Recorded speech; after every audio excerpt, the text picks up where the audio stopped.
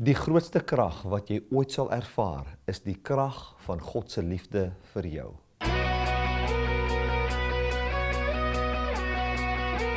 Die evangelie van Jesus Christus gaan nie oor jou liefde vir God nie, maar oor God se liefde vir jou.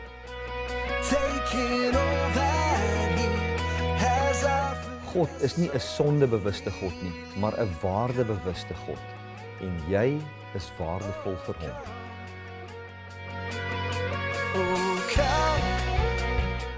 Die volgende program is gefokus op God se liefde vir jou, waarin jy jou waarde kan ontdek en geniet.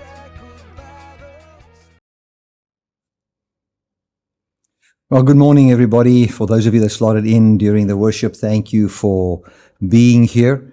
It's a great blessing for me to bring you the good news of Jesus Christ, the message of true hope. Today we're going to be talking about fear not. The message where God says, fear not, I am with you. I'm well aware, since I live in this world, that there are many reasons for people to fear. Reasons where people can feel dismayed, reasons where people can feel, well, I don't know how it's going to work out for me. But we find that the Bible says clearly, fear not. Now, many of you could have heard of the story that God in the Bible has willed it that the word fear not should be recorded 365 times in the scriptures, one for each day. And I must say this, the command that has been given to us that is by far more than any other command is this one, do not fear. Do not be afraid. Fear not. But I have to break it to you today that it is not true that there's one for every day. So now you might think, Here, wat doen ek nou met die 100 dae wat daar nie, ek moet nie vrees nie. How am I going to deal with 100 days where there is now not a fear not? Does it mean that I should fear on those days? Well, no, I've got something better for you than just this nice myth that there's a fear not for every day. I think it's nice to think of it that way. If it would be true, it would be very nice to think of it that way. But the truth is that the real count is about 100 to 150 times. But the real story behind the words is much better than the 365-day story. So I want you to know this as we start this message. God is saying to you, even if He just said it once, that would be enough. If the Almighty God says something once, and He's telling you, fear not, you can believe that every day. Now, days change, and situations change, but what He says doesn't change. And between 100 to 150 times in the Bible, He says, fear not.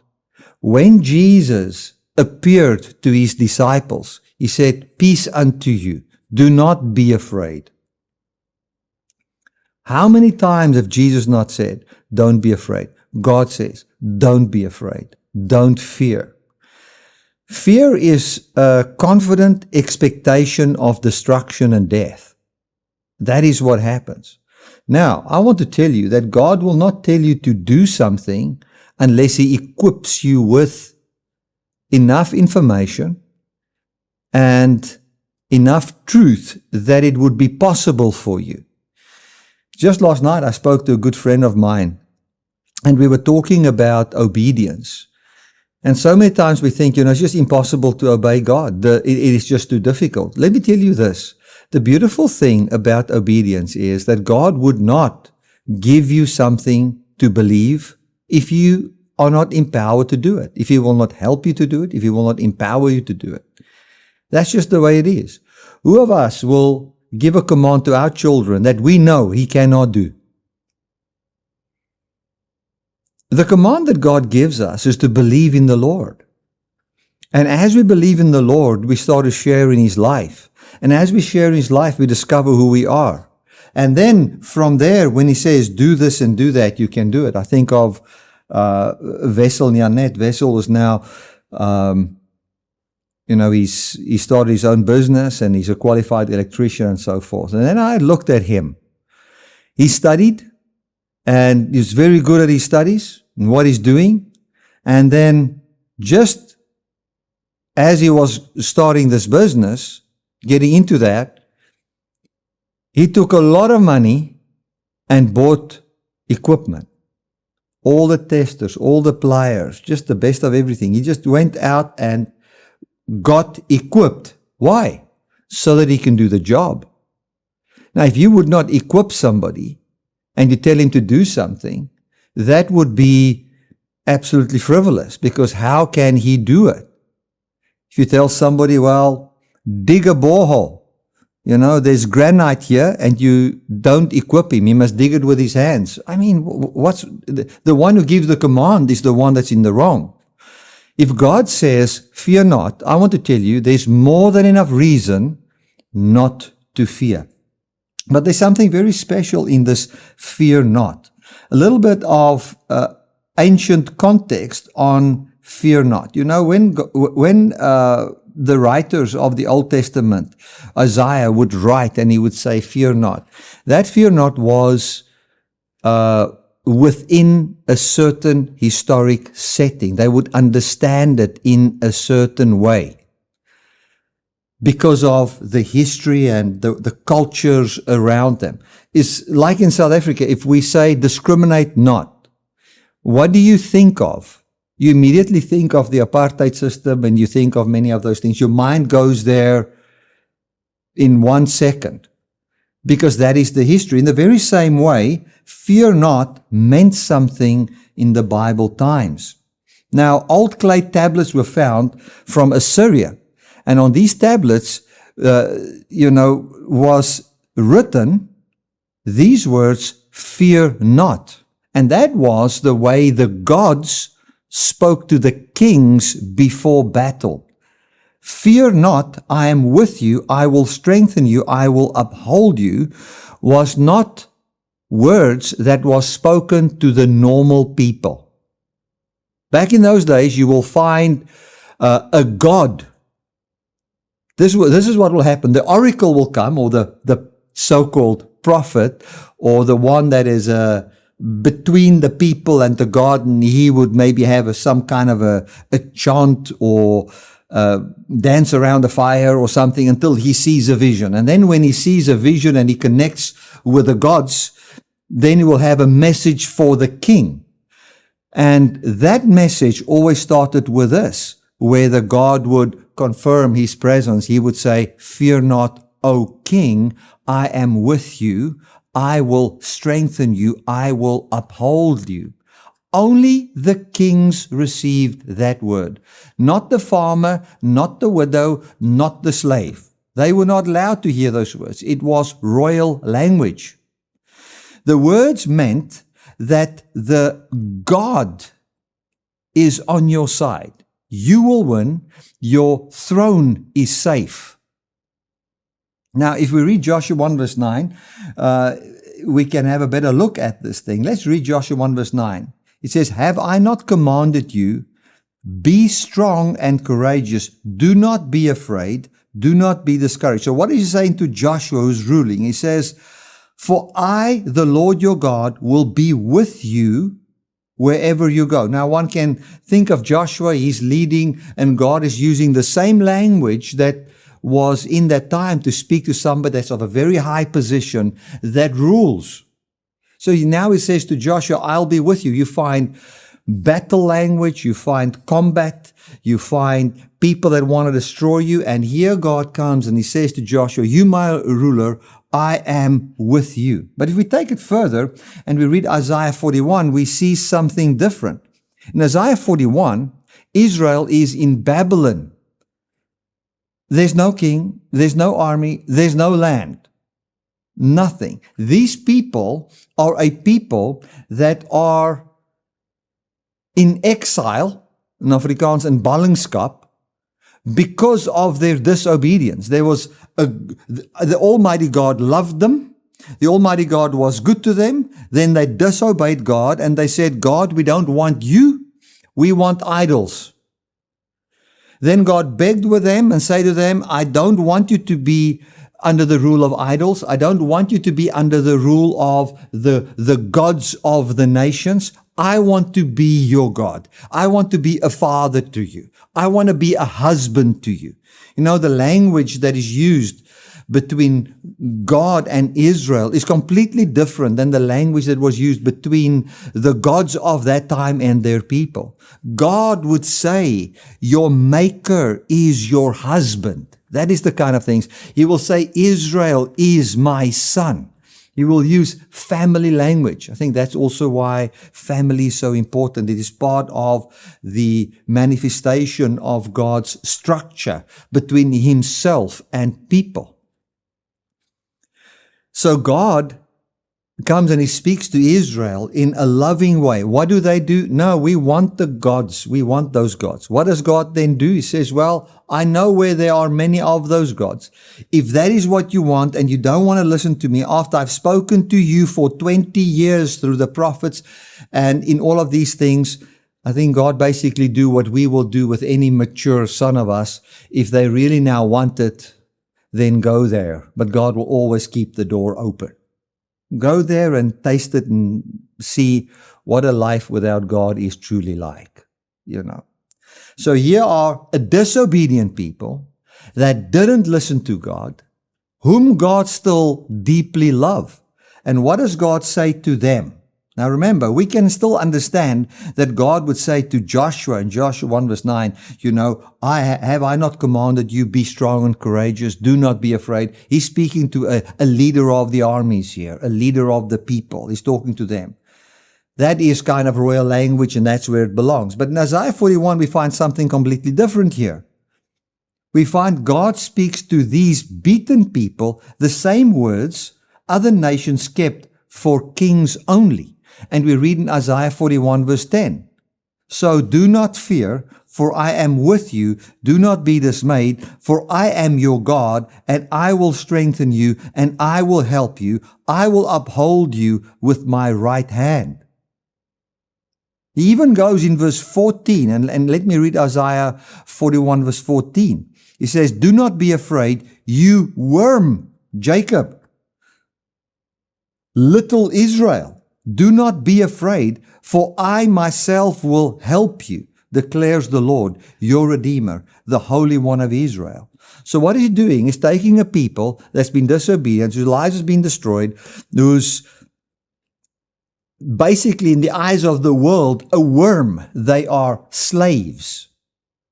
I mean, a slave is a very low thing, especially if you are, if you go and study Israel, if Israel had slaves, they were the best treated slaves of all the people groups of that time. So if you were a slave in Babylon, that was not the best place to be. You feel like a worm. And what does God say? He says, yes, you know, Jacob, you are a worm. That is where you are. Little Israel. There's nothing. Your name is nothing in the world. But what does God say to those people? You know, he says, I will help you. And he says, do not be afraid. You use the language that you only use for kings, those that rule, the royal language, to a people that's rejected. That's nothing. Do you think God just do that just to encourage them? No, God doesn't live in lies. He lives in reality. Because he knows Israel is his son. Israel is his king. Israel was in that time the people through whom he brings light to the rest of the world.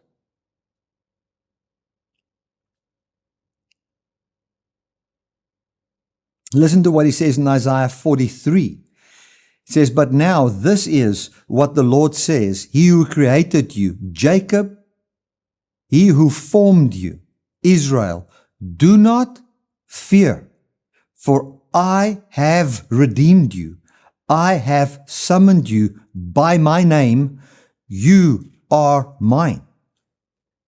Now, if he summoned them by his name, he's simply saying, I have put my name in you. Now, what is the name of God? It's Yahweh. Yahweh says that I've summoned you by name. You are mine. That summons is by his own name, and he calls them by name, and he says, you are mine. And what is the context here? You are, in this case, Israel was his royal people. But where are they? They are slaves. It's as if God is calling the things that are not as though they were. So every fear not in the Bible is God talking to ordinary people like they are kings. And I think that is what you need to grab for yourself today. Someone might look at you today and say, you're not a king. You might not feel like a king. You might feel rejected. You might feel difficult, going through difficult times. I know you guys. I mean, and when I speak, I obviously have some of you in mind when I say this, because I know this is what you are going through. You're going through very difficult times. You don't feel like a king. You don't feel like a queen. You feel like a slave. You feel like a throwaway. You don't feel good. But God says to you today, fear not. Fear not. Why does God talk to us like kings? Because he is making us kings. Let us read Luke 12 verse 32. Do not be afraid, little flock. This is now the words of Jesus. Do not be afraid, little flock, for your Father has been pleased to give you the kingdom. Imagine that.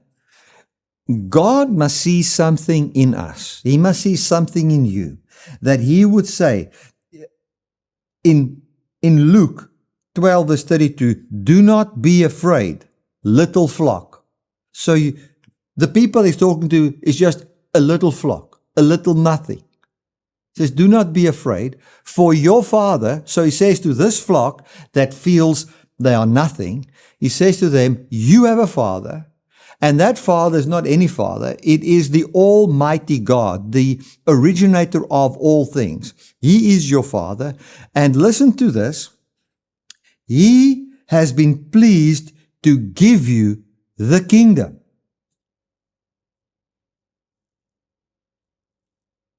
I remember years ago, somebody came and did electric work here at our place.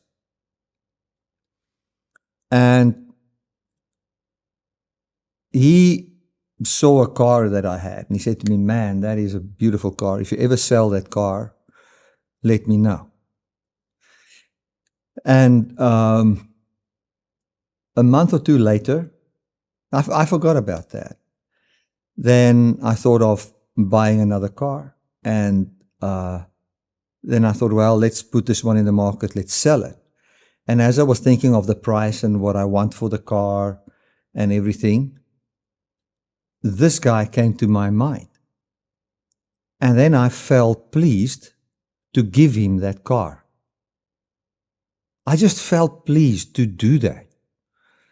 Now, when I contacted him and said, listen, I feel pleased to give you the car, he's an older man. He just started to weep, just cried, couldn't believe what was happening to him. Now, that is a car. So when someone says, I feel pleased to give you something, imagine that if I didn't feel pleased to do that, the only way he would get that car is if he buys it. That's it, because I don't feel pleased to do that. I'm not going to do it. I don't have to. But here we find that the Almighty God, our Father, says to a little flock who in the eyes of the world is just a nothing. I mean, what is the church in the eyes of the world? If a country decides we're going to go to war with another country, and then there's a preacher of a church with 40 people, and he comes and says, I want to speak to the president, I want to give you advice. It's like, we'll tolerate you. That's the kind of attitude the world will have towards the church. Or If they celebrate the church, it's just so they can get votes from the church. That's all. And then they're done with the church. This is how the world system works. But what does God say? He says, little flock, that which is nothing, where you can feel little. I don't know, ever going to get a breakthrough.